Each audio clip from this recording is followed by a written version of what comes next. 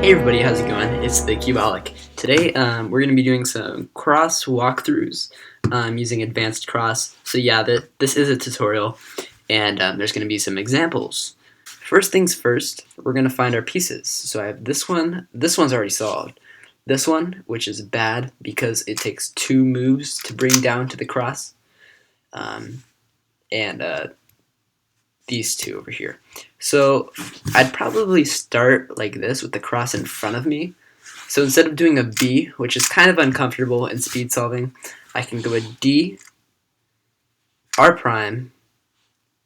So well, before I get to the R prime part, I'd like to mention that just solved that piece.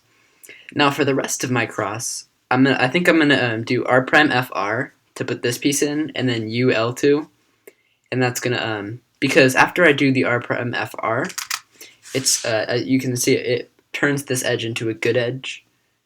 So I'm just gonna do a UL2 to line it up. So I would go D R prime U R, and that's the same exact thing as doing the R prime FR, except for we're just have it rotated. So UL2 after rotating back. So the first tip I would say is rotate accordingly so you can have a nice clean cross. So you always want to spot all of your edges because if you do like let's say one edge, you might have to or you could possibly like convert a bad edge to a good edge, and I'll show you what I mean. So let's turn this into a bad edge over here. If I did a, let's see, D prime and U, and then U, I have this red piece, and I know I'm going to bring this blue piece down because they're lined up with the green. This orange piece is in the wrong spot.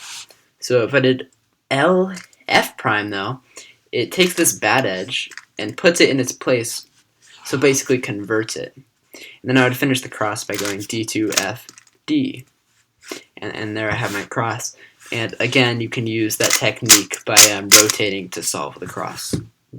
For this one, there's a few ways you can solve it, but I'm going to show you the most efficient way that I can see actually. So what some people might say is, oh, let's line up the opposites first. Alright, then go a D2 F2. Now that's not terrible, but here's what I've discovered. So we have it like this, right? We can do the D prime instead of a D, because if we do a R2 on this piece, it's going to flip to this piece as well, so it's going to line it up with its color, and we can finish the cross. Alright, so let's talk about tracking F2l pairs. The #1 tip, I believe, on finding the first pair is tracking a corner throughout the entire cross. So let's just do a cross here. I'll do the white cross. So I can go L, F prime, L2, and then maybe I'll rotate to solve the rest. And I was tracking this corner this entire time. So if I and I already spotted the pair that or the edge that goes with it, so I can go right into solving that. This one, so I see my cross is going to be all D, R, and F moves, which means it's not going to affect this corner back here. So I actually know that this corner will not move. Watch. So I was able to track this entire pair, or the corner at least, so I can go right into solving it. So let's look at a case though where the corner is going to move. For this one, I'm going to pick a corner to solve, or to track, sorry. It's going to be this one right here.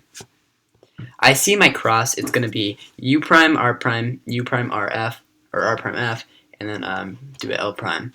So I can actually track this piece. I think I'm just going to do an L prime to affect it.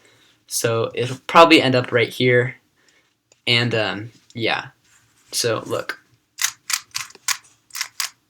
And I was right, it did end up here. Once you become comfortable with this concept, you can start thinking about X crosses. Preserving pairs like this one I see I can dig out before I execute my cross, and tracking the entire pair rather than just a corner. Let's do an example where we track the entire pair.